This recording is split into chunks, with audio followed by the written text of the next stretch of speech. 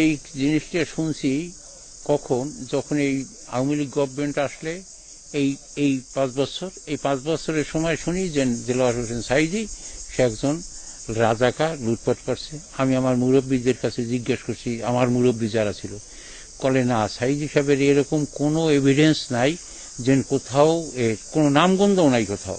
সাঈদী সাহেব আমাকে এলাকায় উপজেলা, এইটা আইয়া উপজেলা করছে, বিল্ডিং করছে, এইখানে যত ধরনের ডেভেলপমেন্ট আছে তা সে করিয়ে গেছে। আমি দোয়া করি যেন আল্লাহ আমার ওই যে প্রধানমন্ত্রী যে বসা আছে ওকে যেন সুমতি দেয়, আল্লাহ এই সুমতি দেয়, এই রাঘব বোয়ালের হাত থেকে যেন রক্ষা পায়। আমরা কিছু করছি, আমরা কইছি আল্লাহর কাছে, আল্লাহ তুমি আমাকে সাঈদী সাহেবের মুক্তি করিয়ে দাও এদের হাত থেকে, এইটা কইতেছি আমরা সবসময়। এমন একটা মহিলা নাই যে চোখের পানি না ফেলাইছে, না কাঁদছে সাঈদী সাহেবের জন্য। এই বাসু সাঈদীকে রোজা রাখছে কত মহিলারা। যখন থেকে আমি বোঝা শিখছি তখন থেকে আমি ওনাকে দেখি, বা আমাদের বাড়ির কাছেই আমি দেখি, ওনাদের কোনো দোষ নাই, নির্দোষ। আমাকে সাঈদী সাহেব কোনো রেজাকার ছিল না, যুদ্ধ খাতি না, তার মুক্তি চাই সোজা, আর কিছু না। এই এলাকার মানুষ আল্লামা সাঈদী সাহেবকে অ্যারেস্ট করার পর থেকে এলাকার মানুষের উপর অনেক নির্যাতন, জুলুম, মামলা মোকদ্দমা চলছে। সাঈদী সাহেবের জন্য যে ভালোবাসাটা, এটা তো প্রমাণ করে দেখাইতে পারতেছি না। এখন তার একটা কলিজার টুকরা ছেলে পাইছে আমাদের হাতে কাছে, আমরা সেটা প্রমাণ করে দেখাতে চাই, এবং বিশ্ব দেখুক যে আল্লামা সাঈদী সাহেবের কে মানুষ মহব্বত করে ভালোবাসে, তার ভালোবাসাটা প্রমাণ করে চাইছে। সাঈদী সাহেবের ছোট কাল হইতে আমি দেখি, আমরা না, আমি দেখি সেই সময় কতটুকু আনে, এটা ছাত্র জীবনে টুপি মাথা দিয়ে আমার বাড়ি আইছে, এই ওয়াসাইয়াও খাড়ো আমি ঠিক জানি। উনার নসবি কি আছে আর আমরা বলতে পারি না, কিন্তু আসলে আমি দেখছি যে আমি জীবনে আমি শুনি নাই লোকের কাছে, বা আমিও দেই নাই, আমার বাড়িতে আইছে সবসময়। মা থাকার আপনি হ্যাঁ কইলে কামাই গিয়েছে, বুকটা ফাটিয়ে যায়। নির্দোষ আমি বুঝি যে আমি যেটুকু দেখছি এটুকু দেখি যে উনি নির্দোষী, কোনো দোষী না।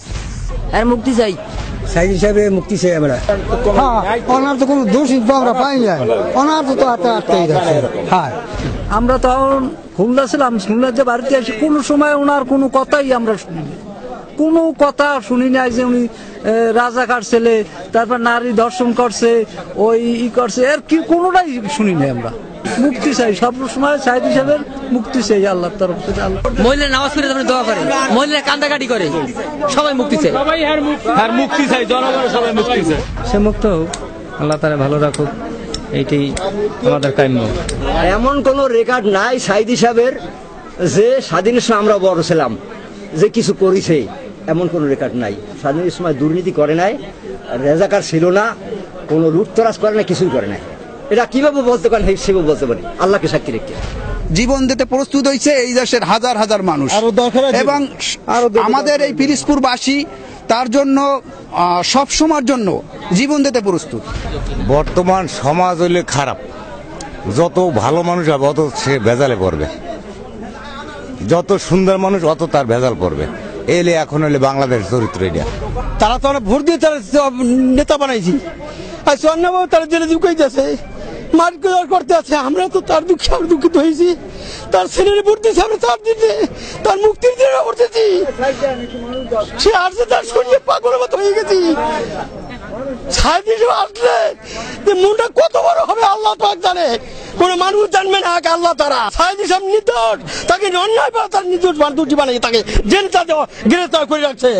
আজ আমরা সেই দুঃখিত, আমরা দুঃখে হয়েছি, আমাদের কলজা ফাটিয়ে দেখতে আছে, সবার কলজা ফাটিয়ে দেখতে বলতেন। আমরা তার ছেলের ভর্তি নাই, আমরা ভর্তি আল্লামা সাঈদী সাহেবকে ভোট দিয়ে বিদায় করছি।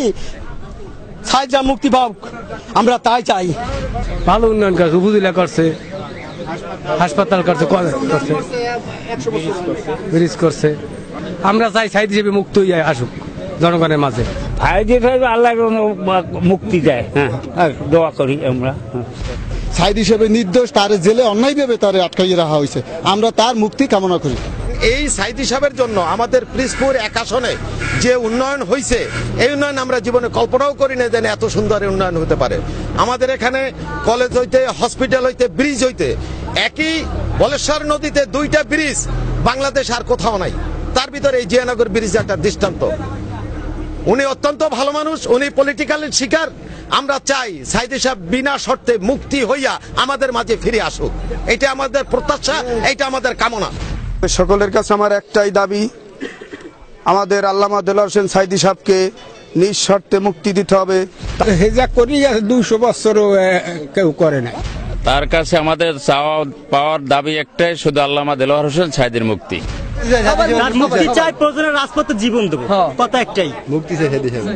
আর আমরা তার ছেলেকে ভোট দিচ্ছি তার মুক্তির জন্যই, এইটাই।